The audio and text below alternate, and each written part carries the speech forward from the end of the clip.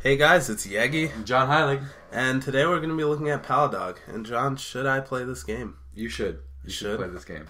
Yeah. So, this game was on ArmorGames about a month ago.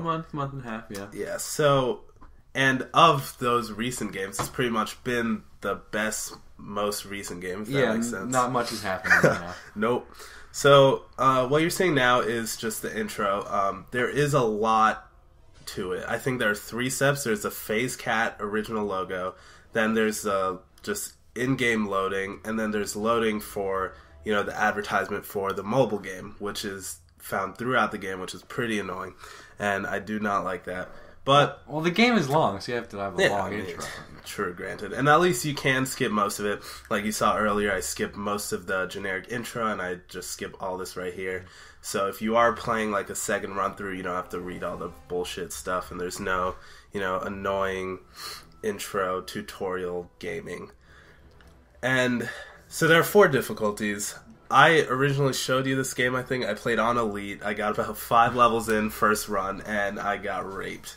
So, and then your run was on... I was on normal, and I got through the entire game, and it gets hard enough even on that.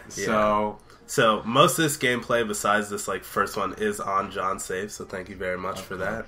And yeah, I played on hard, and it wasn't too bad. It got a little slow when nearing like the halfway of the first, you know, kind of all that frick. But it wasn't horrible. Yeah. Like, you did a hard, or did you go from normal to elite? I went from normal to hell, which is the last one. Hell, and once you've gotten to play through, it's doable. Yeah.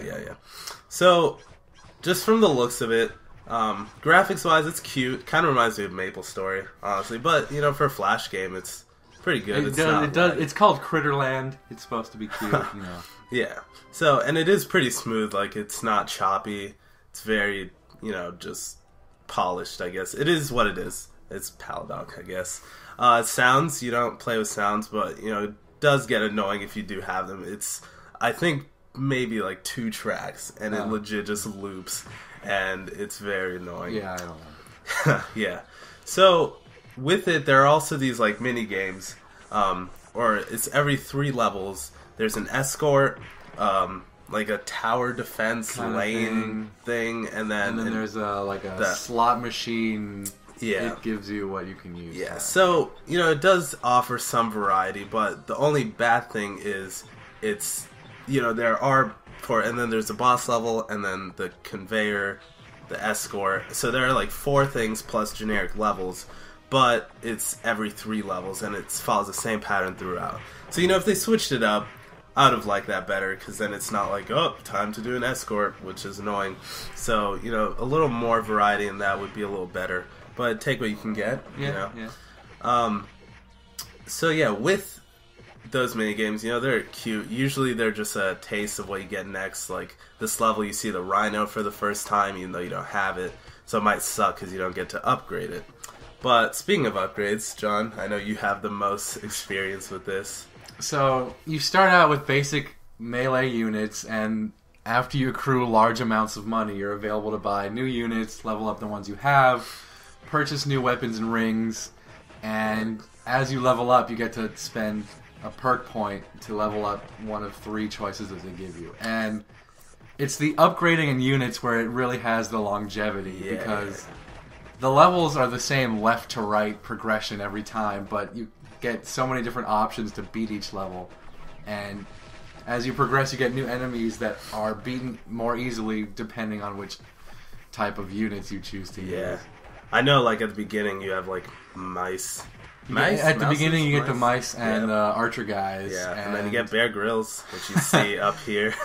And yeah, so they all start off sucking. Like, I know towards the end you got the penguin and the dragon, which ended up like, what, the dragon was like 20,000? Like 300,000 to buy, and then upgrading is hundreds of thousands. So. Yeah, they suck. Like right now, you see, like, I think this is endgame on yours, the first level or something. 167. Yeah. So like, they just raped that real quick. So, you know, going back, you could kind of see how easy it gets. Like, the difficulty, it's kind of like there are 5 different worlds, if you want to call them.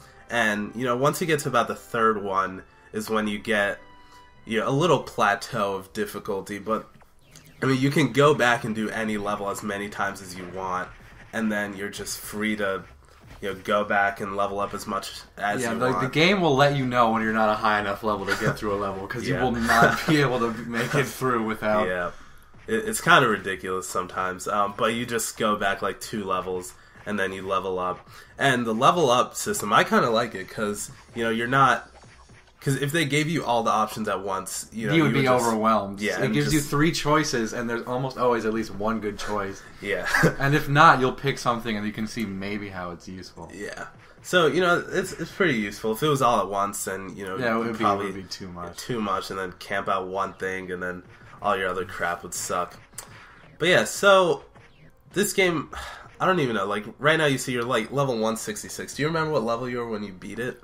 I was pretty close to that. I haven't leveled that much in the post-game. So, max level is 200, I believe. 200, you looked it up. Yeah. Something. You level up once you've maxed out all of your perks. Yeah. Things, so. And it's just way to get too to much. It's unnecessary to get to that point, unless perhaps if we were playing at that hardest difficulty, which I didn't finish. Yeah, probably Elite or Hell would need to be level 200 to win, maybe. But yeah, so there is stuff to do even after you beat that last boss, which is good. And all the magic staves offer a whole nother thing. Yep. Like you see in the bottom corner, you see like Fist plus 11, plus 12, plus 13. So basically the plus is... their level. Yeah, what level they are. Plus you get the perks, which give you more level for that, and like other different things. So, there is a lot to do. You could just go back. I know you collected... replay levels to find... You collected maces. like one of every mace, I believe, and ring. And also you get to wear 2 rings, which do things from giving you more experience to faster food regeneration, or just more experience, and more money, and more money, which is what I did. Yeah. So you have customability within leveling and within the gear you wear, and maces they have a very distinct use from freezing to poison to damage to meteors to chance of wiping out everything on the screen or dying like that. But yeah, it's pretty much they're the set 3, like the Fister, lightning, and healing. Yeah, I mean, at the beginning the poison and ice are kind of useful, but as you go around you figure out which ones are really helpful to what kind of angle you're working. Yeah. Well, John, I would like to see the mobile app. I mean, there's a lot of ads for it, and it seems to have more to it. So if you do have a mobile gaming device or any smartphone, it might be cool to check out Paladog for that. Otherwise, you can find it on ArmorGames. Yeah, levels are short. They're like 5 minutes if you're not getting wrecked. Yeah. So, it is pretty fun. It takes up a lot of time. It's not like a typical, beat it in one sitting flash game. No. But it's definitely worth playing. And, John, that was Paladog. Yeah, it was pretty good. And you should play it. Something.